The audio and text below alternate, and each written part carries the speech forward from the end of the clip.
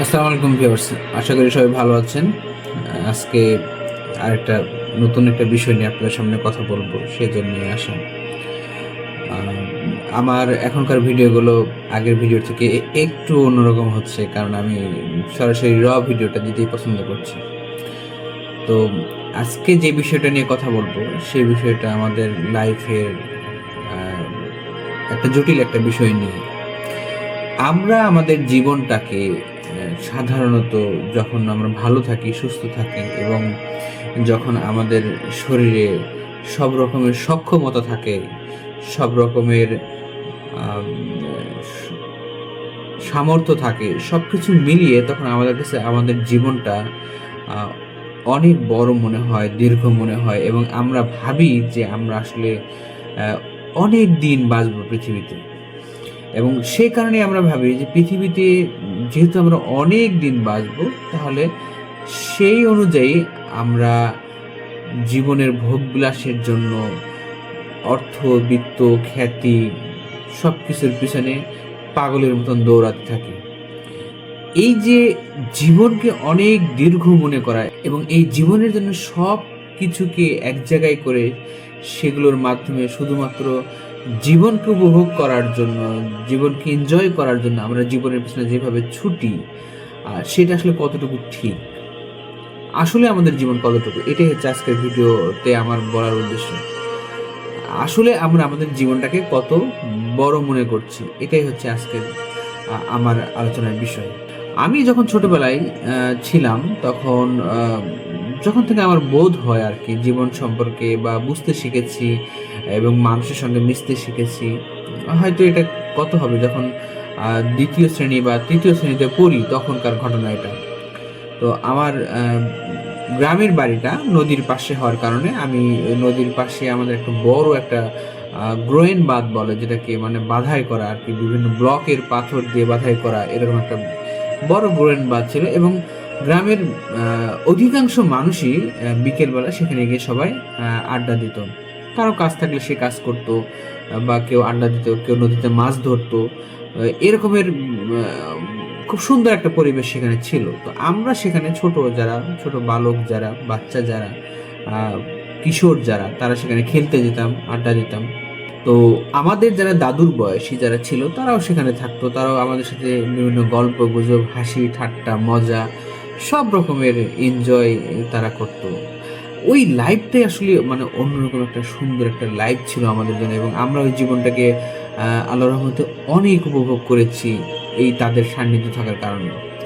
তো ওই দাদুরা তখন আমাদেরকে মাঝে মাঝে জীবনের এই তাদের সারা জীবনের যে নির্যাস, যে অভিজ্ঞতা, যে অসাধারণ আহ, বা মিশ্র অভিজ্ঞতার যে জীবন, জীবনের নানান রকমের উত্থান পতন, জীবনের বাঁকে বাঁকে নানান রকমের যত ঘটনা প্রবাহ, সব কিছু আমাদের সাথে শেয়ার করতেন। তো তখন ওই দাদুরা আমাদেরকে বলতো যে তোরা কি জানিস আমাদের জীবনটা আসলে কত বড়? তো আমরা হেসে উড়িয়ে দিতাম বা বলতাম যে জীবন আসলে কত বড়, জীবন তো অনেক বড়। এই যে তোমরা দাদুরা কেউ 90 বছর বেঁচে থাকছো, কেউ 80 বছর, কেউ বা 100 বছর, কেউ বা 60 70 বছর তো অনেক বড়। কারণ আমাদের তো এক সপ্তাহে পার হতে চায় না, এক সপ্তাহে অনেক বড় মনে হয়, এক মাস অনেক আরো বড় মনে হয়, বছর তো আরো বড় মনে হয়। তো সেই দিক থেকে বিবেচনা করলে তো আসলে 60 70 80 90 100 বছর অনেক বছর, তাহলে জীবন তো অনেক বড় লম্বা।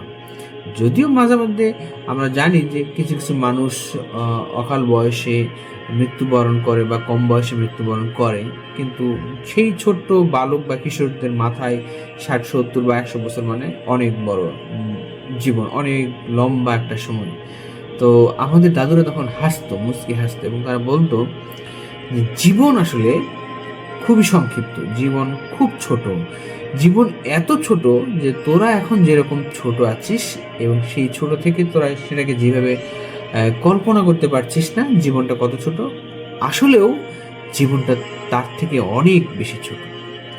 তো আমরা অবাক হতাম যে কি বলে জীবন এত ছোট, আমাদের একটা দিন কত বড়, একটা সপ্তাহ আরো বড়, একটা মাস আরো বড়, একটা বছর তো অনেক বড়, সেখানে 60 বছর, 70 বছর, কেউ কেউ ৮০-৯০, কেউ বা ১০০ বছর বেঁচে থাকছে।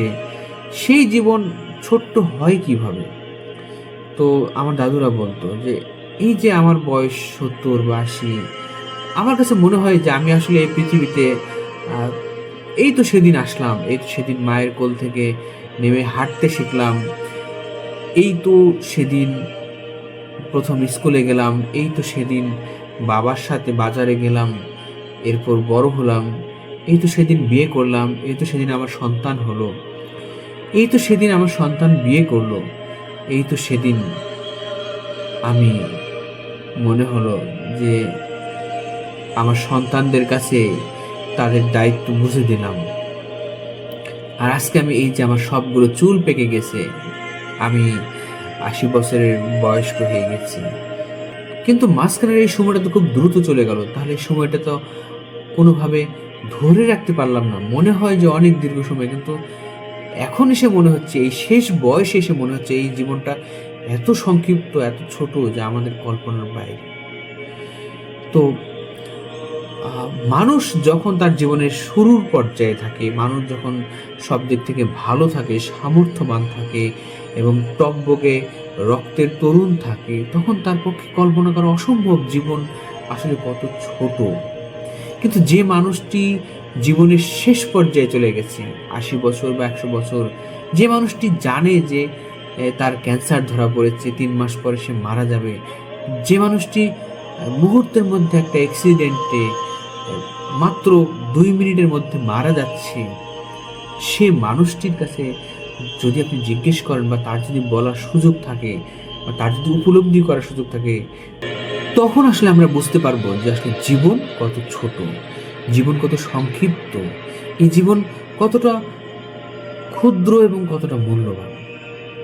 তো বন্ধুরা, আর যারা আমরা জীবনকে অনেক বড় মনে করছি, অনেক দীর্ঘ মনে করছি এবং সেই কারণে দুনিয়ার ভোগ বিলাসিতা, দুনিয়ার ক্ষমতা, দুনিয়ার প্রতিপত্তি লাভের জন্য নিজেদেরকে একেবারে পাগলের মতন ছোটাচ্ছি, বা এগুলোর পরে যারা এগুলো পেয়েও গেছি, পাওয়ার পরে ধরাকে সরা জ্ঞান করছি, মানুষকে মানুষ মনে করছি না, অহংকার করছি, মানুষের সাথে অন্যায় করছি, নিজের ক্ষমতার অপব্যবহার করছি, তাদের প্রতি উদাত্ত আহ্বান, জীবন আসলে তো বড় নয়, জীবন খুবই ক্ষুদ্র, জীবন খুবই সংক্ষিপ্ত, জীবন খুবই ছোট্ট, এত ছোট যে আমরা সেটা কল্পনা করতে পারিনি।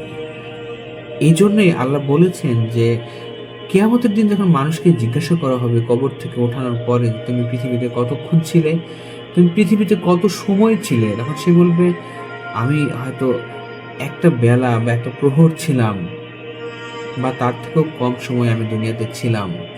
তাহলে বুঝুন যে আপনার ৬০-৭০ বা ১০০ বছরের জীবন আপনার কাছে একটা বেলার পরিমাণ, এক বেলার সম পরিমাণ মনে হবে। তাহলে সেই জীবনে এই যে আমরা আমাদের সব কিছুর বিনিময়ে শুধুমাত্র দুনিয়ার ভোগ বিলাসিতার জন্য মত্ত না থেকে আমাদেরকে একটু ভিন্ন চিন্তা করা উচিত, আমাদের একটু ভিন্নভাবে চলা উচিত।